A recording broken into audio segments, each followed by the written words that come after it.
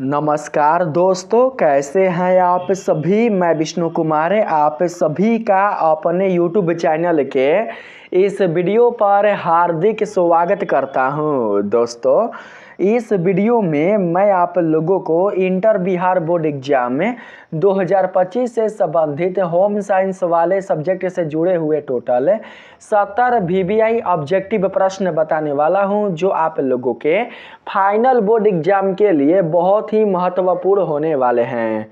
दोस्तों, आप सभी जानते हैं कि कल आप लोगों का होम साइंस का एग्जाम होने वाला है। बिहार के जिन बच्चों का कल होम साइंस का एग्जाम होने वाला है, वे बच्चे इस वीडियो को ध्यान से देखेंगे। इस वीडियो में मैंने होम साइंस से संबंधित कुल जितने सारे ऑब्जेक्टिव प्रश्न शामिल किया है, ये सभी के सभी प्रश्न आप लोगों के होम साइंस वाले एग्जाम के लिए बहुत ही उपयोगी होने वाले हैं। तो चलिए बिना देर किए शुरू करते हैं अपने आज के इस वीडियो क्लासेज को। हर एक प्रश्न को अच्छे से पढ़ लीजिएगा, उसे समझ लीजिएगा, और यदि किसी प्रश्न का उत्तर आपको पता नहीं होगा तो उस प्रश्न के उत्तर को आप लोग जरूर से याद कर लीजिएगा। किसी भी प्रश्न को दोस्तों आप लोग बिल्कुल भी इग्नोर नहीं कीजिएगा।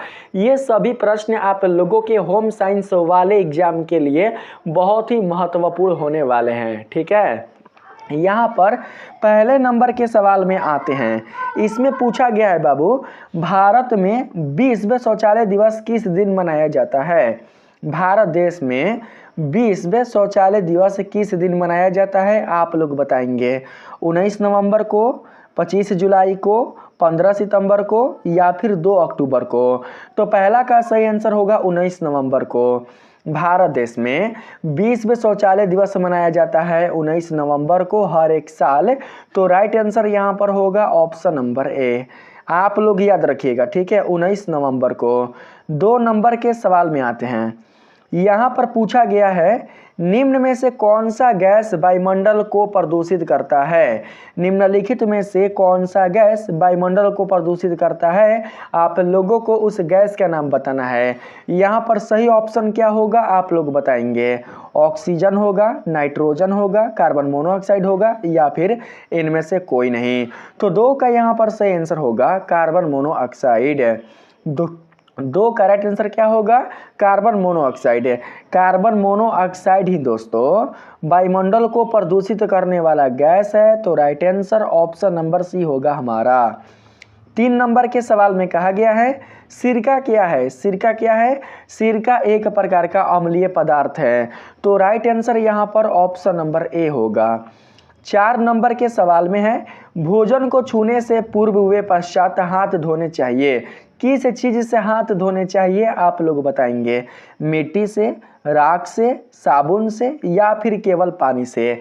वीडियो के लास्ट में आप लोग बताना दोस्तों कि आपने 70 में से कितने प्रश्नों का जवाब सही सही दे पाया है। ठीक है, यहाँ पर 4 नंबर के सवाल में कहा गया है कि भोजन को छूने से पहले या बाद में हाथ किससे धोना चाहिए। मिट्टी से, राख से, साबुन से, या फिर केवल पानी से। तो यहाँ पर 4 का सही आंसर होगा साबुन से। किससे, साबुन से। Right answer option number C होगा हम लोगों का। 5 नंबर के सवाल में आते हैं। इसमें पूछा गया है, निम्न में से कौन खाद्य संरक्षण का लाभ है। आप लोग बताएंगे कि निम्न में से कौन खाद्य संरक्षण का लाभ है। खाद्य का सड़ने से बचाव, वर्ष भर खाद्य की उपलब्धता, खाद्य का स्वाद बरकरार, या फिर इनमें से सभी। तो 5 का सही आंसर होगा बाबू इनमें से सभी। खाद्य संरक्षण का लाभ क्या होता है, खाद्य संरक्षण का लाभ खाद्य का सड़ने से बचाव होता है, वर्ष भर खाद्य की उपलब्धता होता है, खाद्य का स्वाद बरकरार रहता है। यानी कि खाद्य का जो स्वाद होता है वो बिल्कुल भी खराब नहीं हो पाता। तो राइट आंसर क्या होगा, ऑप्शन नंबर डी। 5 का बिल्कुल सही आंसर ऑप्शन नंबर डी होगा दोस्तों। 6 नंबर सवाल में कहा गया है, मानकीकरण चिन्ह देने का कार्य किस संस्था द्वारा किया जाता है। आप लोग उस संस्था का नाम बताएंगे जिसके द्वारा मानकीकरण चिन्ह देने का कार्य किया जाता है। संस्था का नाम यहाँ पर है, आप लोग देख लीजिए। ठीक है, पहला है भारतीय मानकीकरण बोर्ड, दूसरा है भारतीय मानक ब्यूरो, तीसरा है विज्ञापन प्रचार प्रसार निगम और चौथा है इनमें से कोई नहीं। 6 का सही आंसर आप लोग बताएंगे। 6 का सही आंसर क्या होगा? 6 का सही आंसर होगा भारतीय मानक ब्यूरो। क्या होगा? भारतीय मानक ब्यूरो। भारतीय मानक ब्यूरो संस्था के द्वारा ही दोस्तों मानकीकरण चिन्ह देने का कार्य किया जाता है। तो राइट आंसर यहाँ पर ऑप्शन नंबर बी होगा। 7 नंबर के सवाल में आते हैं।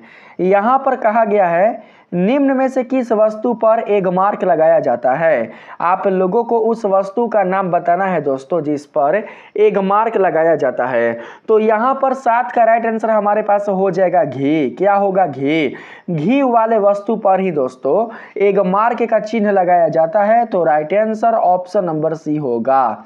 8 नंबर के सवाल में है आहारीय मिलावट प्रतिबंधात्मक कानून कब लागू हुआ? आहारीय मिलावट प्रतिबंधात्मक कानून कब लागू हुआ था? 4 जून 1955 में, 1 जून 1968 में, 1 जून 1954 में या फिर 1 जून 1955 में। तो 8 का यहाँ पर सही आंसर क्या होगा? 1 जून 1955 में। 1 जून 1955 में ही दोस्तों आहारीय मिलावट प्रतिबंधात्मक कानून लागू हुआ था। तो राइट आंसर ऑप्शन नंबर यहाँ पर क्या होगा हम लोगों का? तो डी। आप लोग याद रखेंगे, ठीक है। प्रतिबंध का मतलब होता है बंद करना, ठीक है, उस पर रोक लगाना। तो यहाँ पर सही आंसर होगा 1 जून 1955। आहार में जो मिलावट किया जाता है उस पर रोक 1 जून 1955 ईस्वी में लगाया गया था, ठीक है, यानी कि उसके लिए कानून बनाया गया था। तो सही आंसर ऑप्शन नंबर डी होगा। 9 नंबर के सवाल में आते हैं। इसमें कहा गया है गुड़ के मिलावट में कौन सा पदार्थ मिलाया जाता है? गुड़ के मिलावट में कौन सा पदार्थ मिलाया जाता है आप लोग बताएंगे। मैटेनीला पीला रंग, दूषित गन्ने का रस, भिंडी क्यूलिसेस या फिर इनमें से सभी। तो 9 का सही आंसर होगा बाबू इनमें से सभी। गुड़ के मिलावट में जो पदार्थ होते हैं बाबू वो मैटानिल पीला रंग भी होता है, दूषित गन्ने का रस भी होता है और साथ ही भिंडी क्यूलिसेस भी होता है। तो सही आंसर यहाँ पर ऑप्शन नंबर डी होगा। 10 नंबर सवाल में कहा गया है ब्याज एवं लाभांश पारिवारिक आय का कौन सा प्रकार है? ब्याज एवं लाभांश पारिवारिक आय का कौन सा प्रकार है आप लोग बताएंगे। मौद्रिक आय, प्रत्यक्ष वास्तविक आय, मानसिक आय या फिर अप्रत्यक्ष वास्तविक आय। तो 10 का यहाँ पर सही आंसर हो जाएगा ऑप्शन नंबर ए, मौद्रिक आय। ब्याज एवं लाभांश पारिवारिक आय का दोस्तों मौद्रिक आय है। तो right answer option number A हो जाएगा हमारा। 11 नंबर सवाल में आते हैं। बोला गया है मौद्रिक आय निम्न में से कौन है? मौद्रिक आय निम्न में से स्कूटर है, कार है, तनख्वाह है या फिर इनमें से सभी है। तो सही आंसर यहाँ पर हो जाएगा तनख्वाह। क्या होगा? तनख्वाह। मौद्रिक आय क्या होता है? तनख्वाह होता है, यानी कि सैलरी होता है। Right answer option number C होगा। 12 नंबर के सवाल में कहा गया है वाटर वर्क्स में जल शुद्ध करने के लिए ब्लीचिंग पाउडर पानी में घुलने के बाद क्या अभिक्रिया होती है जिससे पानी शुद्ध हो जाता है? तो यहाँ पर 12 का सही आंसर हो जाएगा हमारा जमाव। यहाँ पर जमाव, ठीक है, जमाव होता है बाबू।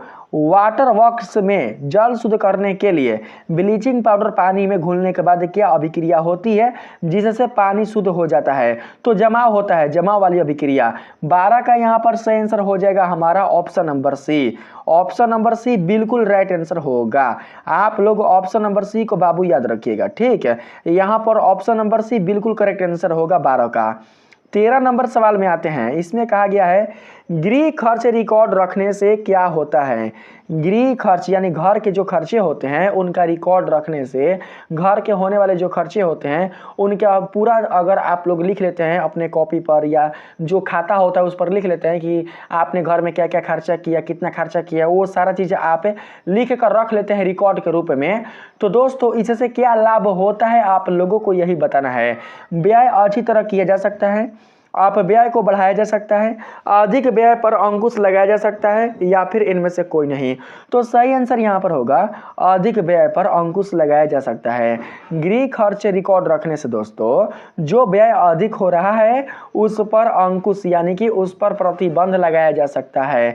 तो सही आंसर ऑप्शन नंबर सी होगा, ठीक है। 14 नंबर सवाल में आते हैं।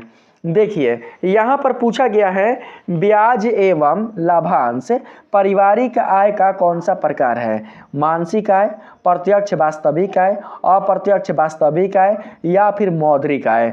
तो 14 का सही आंसर होगा दोस्तों मौद्रिक आय। ब्याज एवं लाभांश पारिवारिक आय का मौद्रिक आय है, तो right answer option number D होगा। 15 नंबर सवाल में है यहाँ पर, जिस चेक पर कोई राशि नहीं लिखी हो उसे क्या कहते हैं। आप सभी को बाबू उस चेक का नाम बताना है जिस पर कोई भी राशि नहीं लिखी होती है, उस चेक का नाम क्या है आप लोग बताएंगे। तो 15 का सही आंसर यहाँ पर हो जाएगा हमारा कोरा चेक। क्या होगा, कोरा चेक। कोरा चेक पर कोई भी राशि नहीं लिखी होती है, तो सही आंसर 15 का होगा ऑप्शन नंबर डी। 16 नंबर के सवाल में आते हैं। इसमें कहा गया है निम्न में ऊनी तंतुओं की कौन सी विशेषता है, गरम, ठंडे, वजन में हल्के या लचकदार। तो 16 का सही आंसर होगा गरम। जो ऊनी तंतुओं से बनने वाले वस्त्र होते हैं बाबू वो कैसे होते हैं, वो गरम होते हैं, यानी कि उन्हें पहनने के बाद हमें गर्माहट का एहसास होता है। तो सही आंसर यहाँ पर ऑप्शन नंबर ए होगा। इसीलिए ऊनी वस्त्रों का प्रयोग हम कब करते हैं, ऊनी वस्त्रों का प्रयोग हम शरद ऋतु में करते हैं, यानी कि ठंड के मौसम में करते हैं। तो सही आंसर यहाँ पर होगा ऑप्शन नंबर दोस्तों क्या, तो बी। यहाँ पर ए होगा, ए, ठीक है, ए होगा। 16 का राइट आंसर होगा दोस्तों ए। आते हैं 17 नंबर के सवाल में। इसमें कहा गया है कपड़ों के चयन में किन किन बातों पर ध्यान देना चाहिए, कपड़े के किस्म पर, कपड़े की सिलाई पर, शैली एवं फैशन पर या फिर इनमें से सभी। तो बाबू सभी पर, ठीक है, कपड़े के किस्म पर भी, कपड़े की सिलाई पर भी और साथ ही कपड़े की शैली एवं इसके फैशन पर भी। इना कि जैसा मन तैसा कपड़ा हम पहन लेंगे। तो यहाँ पर 17 का करेक्ट आंसर हो जाएगा ऑप्शन नंबर डी, ठीक है। बहुत ही आसान क्वेश्चन था बाबू। 18 नंबर सवाल में है सूती वस्त्र की विशेषता इन सभी में से कौन नहीं है। आप लोग बताएंगे कि सूती वस्त्र की विशेषता इन सभी में से कौन नहीं है। तो सही आंसर होगा कठोर। सूती वस्त्र बिल्कुल भी कठोर नहीं होता, टिकाऊ होता है, ठंडा भी होता है, आरामदायक भी होता है, लेकिन कठोर बिल्कुल भी नहीं होता। तो सही आंसर हमारा ऑप्शन नंबर डी होगा। यहाँ पर 19 नंबर के सवाल में कहा गया है आंतरिक सजा अभिव्यक्ति है। आंतरिक सजा अभिव्यक्ति इन चारों में से कौन है, रुचि की, कौशल की, धन के सदुपयोग की या फिर इनमें से सभी की। तो 19 का सही आंसर यहाँ पर होगा बाबू ऑप्शन नंबर डी, इनमें से सभी की। आंतरिक सजा अभिव्यक्ति रुचि की, कौशल की, धन के सदुपयोग की, इनमें से सभी की है। तो सही आंसर हमारा ऑप्शन नंबर डी होगा। 20 नंबर सवाल में है सिले सिलाए वस्त्रों की श्रेणियां होती है। सिले सिलाए जो वस्त्र होते हैं बाबू उनकी टोटल कितनी श्रेणियां होती है आप लोग बताएंगे, 1, 2, 3 या 4। 20 का राइट आंसर बताएंगे। 20 का सही आंसर क्या होगा, 20 का सही आंसर हो जाएगा हमारे पास क्या, तो ऑप्शन नंबर सी यानी कि 3। सिले सिलाए जो वस्त्र होते हैं, जो रेडीमेड वस्त्र होते हैं उनकी टोटल 3 श्रेणियां होती है, 3 भाग होते हैं। तो सही आंसर यहाँ पर ऑप्शन नंबर सी होगा। 21 नंबर सवाल में कहा गया है निम्न में से कौन वानस्पतिक धब्बा नहीं है। इन चारों में से कौन वानस्पतिक धब्बा नहीं है। तो 21 का यहाँ पर सही आंसर हमारे पास क्या होगा, रसदार सब्जी। रसदार सब्जी बिल्कुल भी वानस्पतिक धब्बा नहीं है। तो right answer option number A हो जाएगा। 22 नंबर के सवाल में आते हैं। इसमें कहा गया है साबुन का निर्माण मिश्रण से होता है। साबुन का निर्माण किसके मिश्रण से होता है बताएंगे, तेल पानी से, केमिकल से, वसा तथा क्षार से या फिर इनमें से कोई नहीं। बाबू दोस्तों आप लोग जानते होंगे कि साबुन का निर्माण वसा तथा क्षार से होता है। सही आंसर क्या होगा, सही आंसर ऑप्शन नंबर सी होगा। यहाँ पर ऑप्शन नंबर सी बिल्कुल करेक्ट जवाब होगा। साबुन का निर्माण वसा तथा क्षार के मिश्रण से होता है। तो सही आंसर ऑप्शन नंबर सी हो जाएगा। 23 नंबर सवाल में कहा गया है चाय का धब्बा किस वर्ग में आता है। वानस्पतिक धब्बे में आता है, प्राणिज धब्बे में आता है, चिकनाई के धब्बे में आता है या फिर खनिज धब्बे में आता है। चाय का धब्बा किस वर्ग में आता है बताएंगे। तो यहाँ पर 23 का सही आंसर होगा वानस्पतिक धब्बे। किसमें, वानस्पतिक धब्बे। सही आंसर ऑप्शन नंबर ए हो जाएगा। 24 नंबर सवाल है, निम्नलिखित में से कौन सा आंतरिक सजावट का एक क्षेत्र है? बगीचे की सज्जा, छत की सज्जा, आसपास की सज्जा या फिर कमरों की सज्जा। 24 का सही आंसर क्या होगा? 24 का सही आंसर होगा कमरों की सज्जा। निम्नलिखित में से आंतरिक सजावट का एक क्षेत्र कमरों की सज्जा है, तो सही आंसर यहाँ पर होगा हमारा ऑप्शन नंबर डी। ठीक है, 25 नंबर सवाल में आते हैं। कहा गया है, निम्न में से कौन कला का तत्व नहीं है? इन चारों में से कौन कला का तत्व नहीं है? रेखा, आकृति, रंग या सुरक्षा। तो सही आंसर 25 क्या हो जाएगा बाबू यहाँ पर? क्या? तो सुरक्षा। सुरक्षा बिल्कुल भी कला का तत्व नहीं है। रेखा, आकृति और रंग ये तीनों ही कला का तत्व हैं, लेकिन सुरक्षा बिल्कुल भी कला का तत्व नहीं है। तो सही आंसर ऑप्शन नंबर डी होगा। 26 नंबर सवाल है, बचत का मतलब क्या होता है? बचत का मतलब क्या होता है? आय को खर्च नहीं करना, खर्च को कम करना, खर्च के बाद बची राशि या फिर विलंबित खर्च। तो बाबू बचत का जो मतलब होता है वो होता है खर्च के बाद बची राशि। खर्च करने के बाद जो हमारे पास शेष राशि बच जाती है उसी को कहा जाता है सेविंग, यानी कि बचत। सही आंसर ऑप्शन नंबर सी होगा। 27 नंबर के सवाल में कहा गया है, बचत सुरक्षित नहीं करता है। बचत सुरक्षित क्या नहीं करता है बताएंगे? भूतकाल, वर्तमान काल, भविष्य काल या फिर सभी। तो 27 का यहाँ पर सही आंसर होगा भूतकाल। बचत बिल्कुल भी भूतकाल सुरक्षित नहीं करता, बल्कि वर्तमान काल और भविष्य काल सुरक्षित करता है। तो राइट आंसर यहाँ पर ऑप्शन नंबर ए होगा। 28 नंबर के सवाल में है, निम्न में से कौन सी योजना डाकघर से संचालित होती है, यानी कि डाकघर से चलती है? राष्ट्रीय बचत पत्र, किसान विकास पत्र या फिर ए और बी दोनों, इनमें से कोई नहीं। तो 28 का सही आंसर यहाँ पर हो जाएगा राष्ट्रीय बचत पत्र और किसान विकास पत्र। ये दोनों ही दोस्तों डाकघर से संचालित होती है। ये दोनों ही योजनाएं डाकघर से ही चलती है। तो सही आंसर ऑप्शन नंबर सी होगा। 29 नंबर के सवाल में है, किसान विकास पत्र खरीदते हैं कहाँ से? दुकान से, बैंक से, डाकखाना से या फिर LIC से। कहाँ से जी? 29 का सही आंसर क्या होगा? डाकखाना से। किसान विकास पत्र कहाँ से खरीदते हैं? तो डाकखाना से। राइट आंसर हमारा ऑप्शन नंबर सी होगा। 30 नंबर सवाल में कहा गया है, निम्न में से कौन प्राथमिक रंग है? लाल, हरा, बैंगनी या फिर नारंगी। प्राथमिक रंग का नाम क्या है? तो लाल। सही आंसर ऑप्शन नंबर ए होगा। 31 नंबर सवाल में है, वस्त्र आवश्यक है। वस्त्र बाबू किसके लिए आवश्यक है बताएंगे? वस्त्र तो सभी पहनते हैं, हम सभी वस्त्र पहनते हैं। तो बताइए वस्त्र हम किस लिए पहनते हैं, किस लिए हमें वस्त्र आवश्यक है? यहाँ पर ऑप्शन है, देख लीजिए। शरीर को आवरण प्रदान करने हेतु, यानी कि ढकने हेतु, शरीर को गर्म रखने हेतु, सामाजिक प्रतिष्ठा वृद्धि के लिए, इनमें से सभी। तो सभी होगा। सामाजिक प्रतिष्ठा वृद्धि, शरीर को गर्म रखने हेतु और साथ ही बाबू शरीर को आवरण प्रदान करने हेतु भी वस्त्र आवश्यक होते हैं। तो सही आंसर ऑप्शन नंबर डी होगा। 32 नंबर सवाल है, कपड़ों को सुखाने की सर्वोत्तम विधि क्या है? धूप तथा हवा द्वारा, ड्रायर द्वारा, इस्त्री द्वारा, हीटर द्वारा। कपड़ों को सुखाने की सर्वोत्तम विधि क्या है जी? तो सही आंसर होगा धूप तथा हवा द्वारा। जितना जल्दी कपड़ा धूप और हवा से सूखेगा उतना जल्दी कपड़ा ड्रायर, इस्त्री या हीटर से नहीं सूखेगा। राइट आंसर सॉरी दोस्तों, right answer option number A होगा। ठीक है, यहाँ पर हम बात करते हैं 33 नंबर के सवाल में। यहाँ पर 33 नंबर के सवाल में है, किस प्रकार के कपड़ों को स्टार्च किया जाता है? पॉलिस्टर, सूती, ऊनी या टेरिलिन। यहाँ पर 33 का सही आंसर हमारा हो जाएगा सूती। सूती वाला जो कपड़ा होता है उसी को स्टार्च किया जाता है। तो राइट आंसर यहाँ पर ऑप्शन नंबर बी होगा। 34 नंबर के सवाल में पूछा गया है बाबू, निम्न में से कौन वस्त्रों पर लगे धब्बे को छुड़ाने की विधि नहीं है? रासायनिक विधि, चूसक विधि, घोलक विधि या फिर भौतिक विधि। तो 34 का सही आंसर हो जाएगा भौतिक विधि। क्या होगा? भौतिक विधि। भौतिक विधि ही वस्त्रों पर लगे धब्बे को छुड़ाने की विधि नहीं है। तो सही आंसर ऑप्शन नंबर डी होगा। 35 नंबर सवाल है, वस्त्र से संबंधित किस गतिविधि की आवश्यकता तुरंत होती है? वस्त्र से संबंधित उस गतिविधि के नाम बताना है आप लोगों को जिसकी आवश्यकता तुरंत होती है, यानी कि तत्काल होती है। आप लोग बताएंगे उस गतिविधि का नाम। मरम्मत करना, आयरन करना, धब्बा छुड़ाना या हवा देना। तो दोस्तों यहाँ पर कौन सा सही होगा? तो यहाँ पर आप लोगों का सही आंसर होगा धब्बा छुड़ाना। धब्बा छुड़ाना, अगर आप तत्काल धब्बा नहीं छुड़ाते हैं तो कपड़े पर धब्बा का दाग पड़ जाएगा।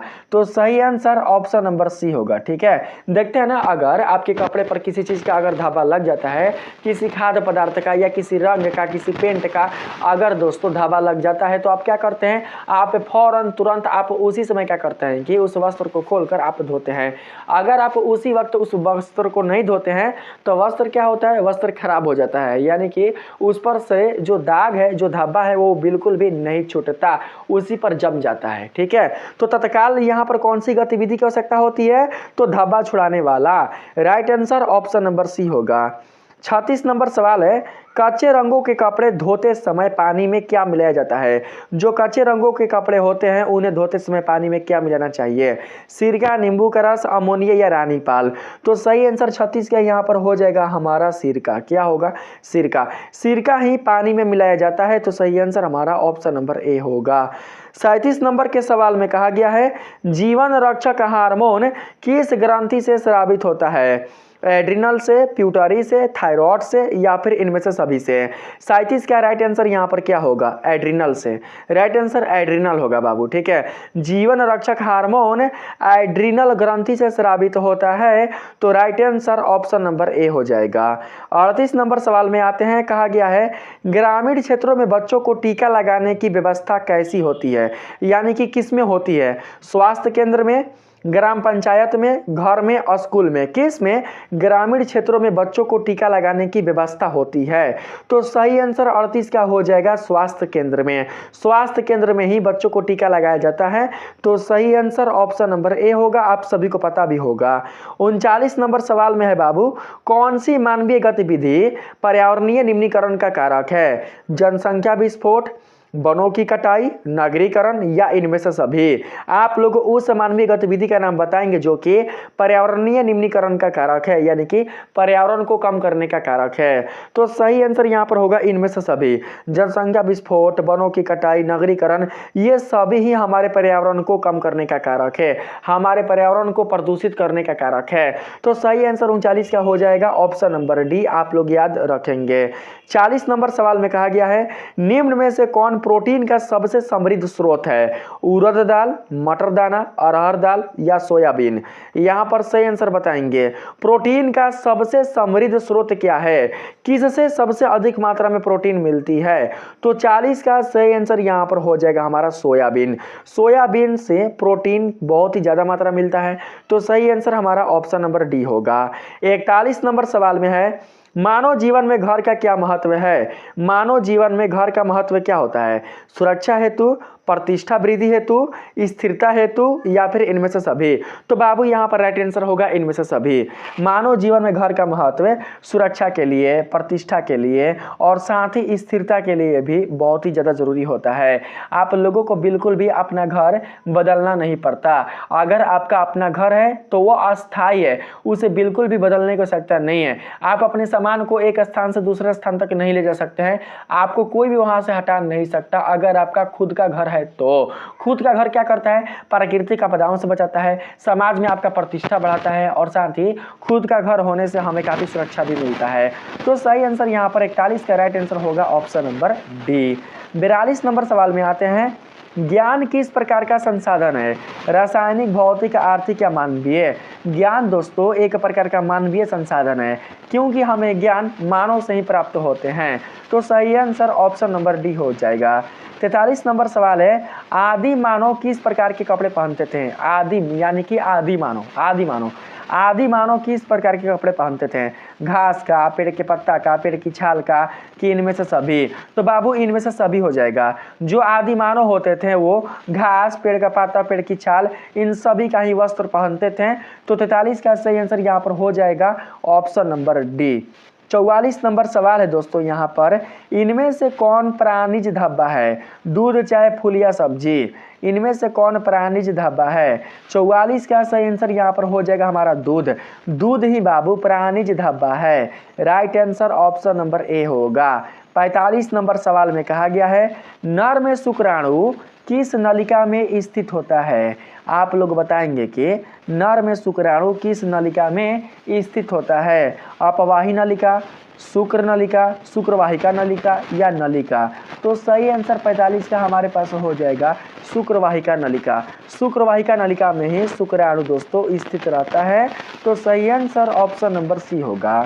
46 नंबर सवाल है महिला प्रजनन तंत्र इनमें से क्या करता है? महिला जो प्रजनन तंत्र होता है बाबू वो क्या करता है? सेक्स हार्मोन उत्पन्न करता है, बच्चे को जन्म देता है, अंडा उत्पन्न करता है या इनमें से सभी? तो 46 का सही आंसर यहाँ पर होगा इनमें से सभी। महिला प्रजनन तंत्र सेक्स हार्मोन उत्पन्न करता है, साथ ही बच्चे को जन्म देता है और साथ ही अंडा उत्पन्न करता है, यानी कि अंडाणु उत्पन्न करता है। तो right answer option number D होगा।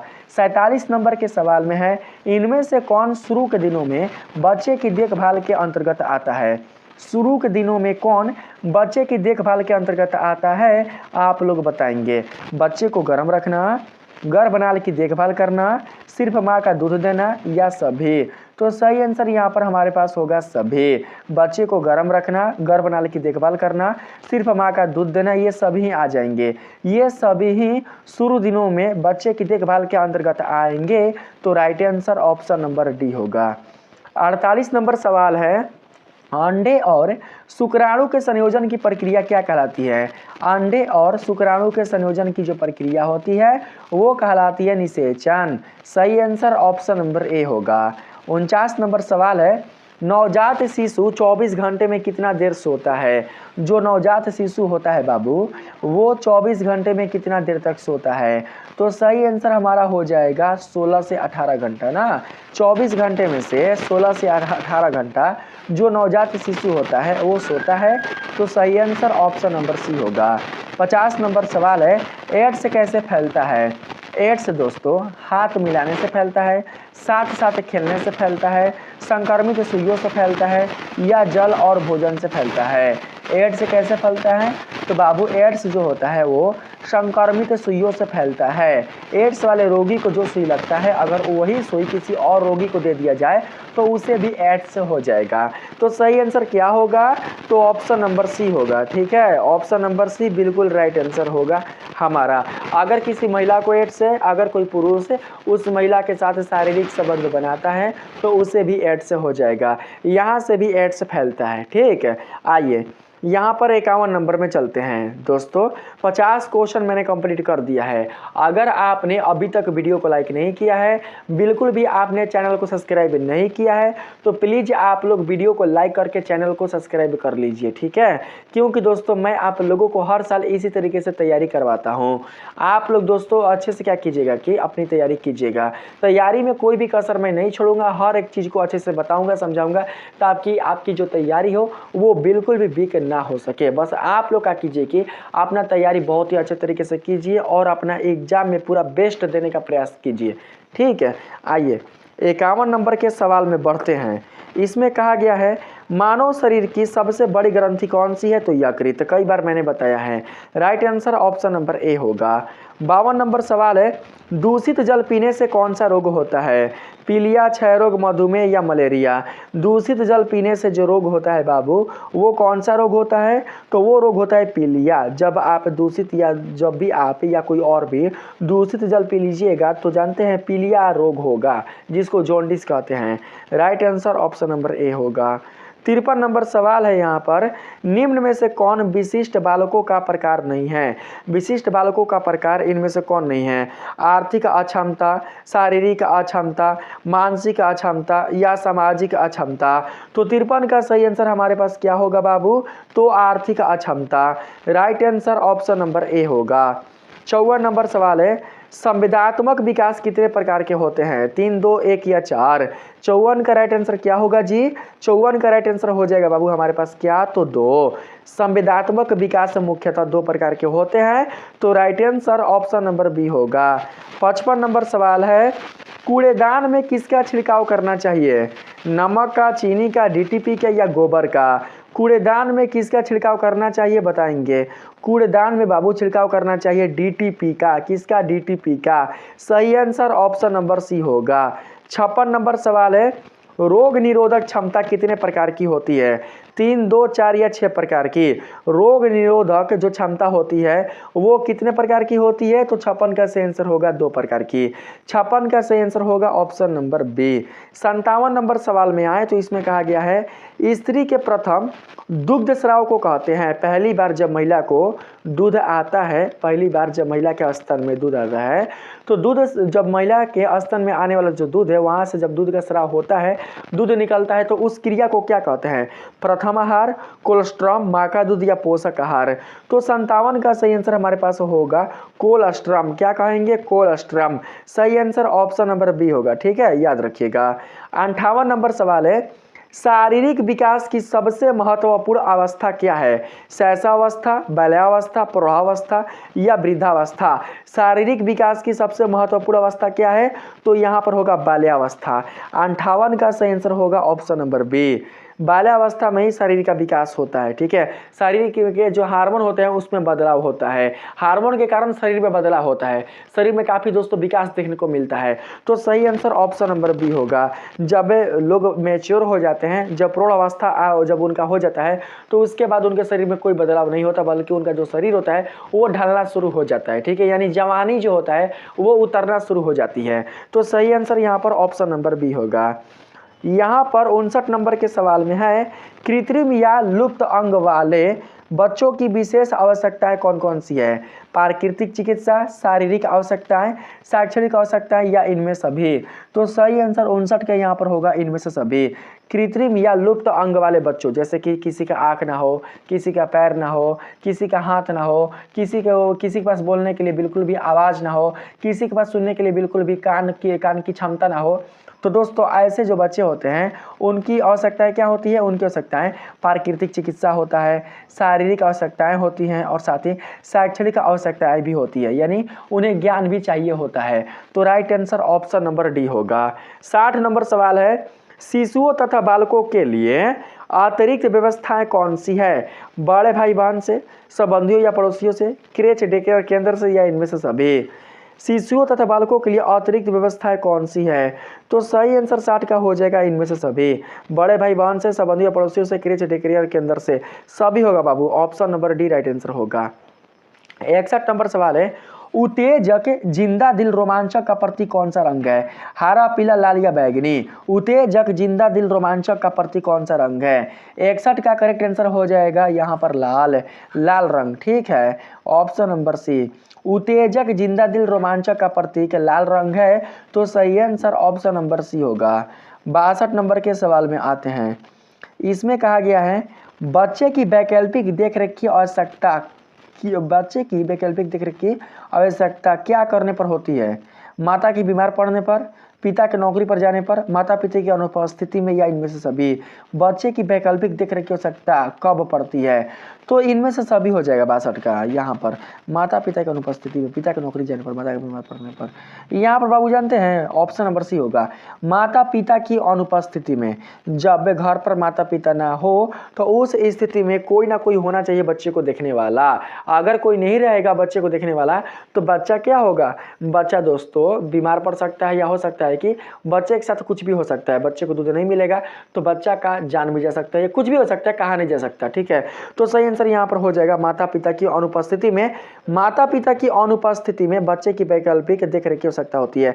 पिता नौकरी पर गया है तो माता देख रही है, अगर माता बीमार भी है तो बीमार होते हुए भी जो माँ होगी वो अपने बच्चे की रक्षा कर लेगी, अपने बच्चे को दूध पिला लेगी, अपने बच्चे की सेवा कर लेगी, कितना बीमार हो क्यों ना। ठीक है, लेकिन जब माता हो ही ना, पिता हो ही ना, तो फिर ऐसी स्थिति में माता पिता की अनुपस्थिति में कोई ना कोई होना चाहिए बच्चे को देखने वाला। तो सही आंसर माता पिता की अनुपस्थिति होगा। Option number C. Option number C right answer होगा। ठीक है, ऑप्शन नंबर सी। यहाँ पर बढ़ते हैं आगे। अगला क्वेश्चन है 63 नंबर में, ICDS का मुख्य लक्ष्य क्या है? माता पिता, कर्मचारी, बचे हुए महिला या इनमें से कोई नहीं। ICDS का मुख्य लक्ष्य क्या है? तो सही आंसर यहाँ पर हो जाएगा बचे हुए महिलाएं। ICDS का मुख्य लक्ष्य बच्चे एवं महिलाएं हैं। सही आंसर ऑप्शन नंबर सी होगा। 64 नंबर सवाल है, ऊर्जा देने वाले खाद्य पदार्थ क्या कहलाते हैं? प्रोटीन, कार्बोहाइड्रेट, वसा या इनमें से सभी? ऊर्जा देने वाले जो खाद्य पदार्थ होते हैं दोस्तों वो कहलाते हैं प्रोटीन, कार्बोहाइड्रेट और वसा, यानी कि इनमें से सभी होगा। इन सभी से ही हमें ऊर्जा की प्राप्ति होती है। तो सही आंसर ऑप्शन नंबर डी होगा। 65 नंबर के सवाल में कहा गया है, बच्चों में विटामिन ए की कमी से कौन सा रोग होता है? विटामिन ए की कमी से होने वाला जो रोग है वो है रतौंधी। सही आंसर ऑप्शन नंबर ए होगा। 66 नंबर सवाल में है, पारिवारिक जीवन चक्र को मुख्यतः कितने भागों में बांटा गया है? पारिवारिक जीवन चक्र को क्रमशः कितने भागों में बांटा गया है? 5, 6, 7 या 4? तो 66 का यहाँ पर राइट आंसर हमारे पास हो जाएगा बाबू क्या? तो ऑप्शन नंबर डी यानी कि 4। पारिवारिक जीवन चक्र को मुख्यतः 4 भागों में बांटा गया है।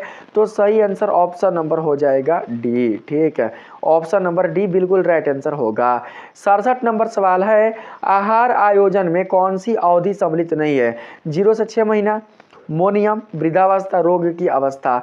आहार आयोजन में कौन सी अवधि सम्मिलित नहीं है? यहाँ पर 67 के लिए राइट आंसर हमारे पास हो जाएगा मोनियम। यहाँ पर मोनियम दोस्तों जानते हैं, वृद्धावस्था, रोग की अवस्था, मोनियम होगा। Right answer option number B होगा, मोनियम। ठीक है, मोनियम होगा। 68 नंबर सवाल में आते हैं, एक व्यक्ति के पानी की आवश्यकता किस पर निर्भर करती है? मौसम पर, खान पान की आदतों पर, क्रियात्मकता पर या इनमें से सभी? एक व्यक्ति की पानी की जो आवश्यकता है दोस्तों वो निर्भर करती है सभी पर, मौसम पर, खान पान की आदतों पर और क्रियात्मकता पर। इन सभी पर ही एक व्यक्ति की पानी की आवश्यकता निर्भर करती है। तो सही आंसर ऑप्शन नंबर डी हो जाएगा। यहाँ पर 69 नंबर सवाल है, निम्न में कौन सही नहीं है? मल मूत्र पानी में अघुलनशील होता है, जल भोजन को संतुलित करता है, निर्जलीकरण घातक हो सकता है या फिर जल की प्राप्ति भोजन से होती है। तो यहाँ पर 69 में कौन सही नहीं है ये बताना है। मल मूत्र पानी में अघुलनशील होता है, यहाँ पर कौन सही नहीं है? यहाँ पर ऑप्शन नंबर ए होगा, मल मूत्र पानी में अघुलनशील होता है। दोस्तों मूत्र पानी में घुल जाता है और मल भी पानी में घुल जाता है। ठीक है, right answer option number A होगा। 70 नंबर सवाल में आते हैं, पूछा गया है, नगरों में पानी प्राप्त करने का स्रोत क्या है? कुआं है, वाटर वर्क्स से है, हैंडपंप है या फिर ट्यूबवेल है? नगरों में पानी प्राप्त करने का जो स्रोत है दोस्तों वो है वाटर वर्क्स से। क्या है? वाटर वर्क्स से। वाटर वर्क्स से ही नगरों के घर घरों तक क्या किया जाता है? शहरों के घर घर तक, नगरों के घर घर तक पानी पहुंचाया जाता है। तो सही आंसर ऑप्शन नंबर बी होगा। इस वीडियो में मैंने जितने सारे होम साइंस से जुड़े हुए ऑब्जेक्टिव प्रश्न लिया है ये सभी प्रश्न दोस्तों बहुत ही उपयोगी है आप लोगों के लिए। और मैंने पिछले जो भी वीडियो आप लोगों को दिया है होम साइंस से जुड़े उन सभी वीडियो को भी आप लोग जरूर से देख लीजिएगा। जितना वीडियो मैंने होम साइंस से जुड़े दोस्तों बना दिया है उस सभी वीडियो को आप लोग देखकर उनमें आने वाले जितने प्रश्न हैं सारे प्रश्नों को पढ़कर उसके उत्तर को याद कर लीजिएगा। आपका एग्जाम बहुत ही अच्छे से जाएगा, किसी भी ऑब्जेक्टिव में आपको कोई भी प्रॉब्लम नहीं होगा। 70 में से केवल 35 ऑब्जेक्टिव ही आप लोगों को सही करना है। आप लोगों का 35 में से 35 सही होगा, आप लोग 35 से ज़्यादा ही सही करके आइएगा, लेकिन आपको 35 ही सही करना है। वीडियो अच्छा लगा है तो वीडियो को एक लाइक जरूर से कीजिएगा। अगर आपने अभी तक बिल्कुल भी चैनल को सब्सक्राइब नहीं कर रखा है तो चैनल को जरूर से सब्सक्राइब कर लीजिएगा। मिलते हैं फिर से एक नए वीडियो के साथ, तब तक के लिए धन्यवाद।